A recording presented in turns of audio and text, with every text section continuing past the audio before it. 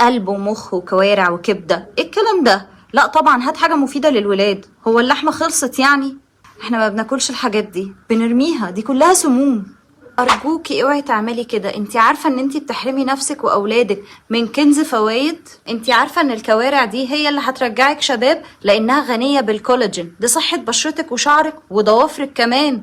واكيد هي مهمة جدا لعظمك ومفاصلك، ده غير انها مصدر مهم للبروتين وغنية بالزنك جدا عشان المناعة، ومليانة بالكالسيوم والفسفور. اما الكبدة والقلب والطحال فهم مصدر مهم جدا للبروتين، ومليان بالحديد والفيتامينات زي فيتامين اي وفيتامين بي.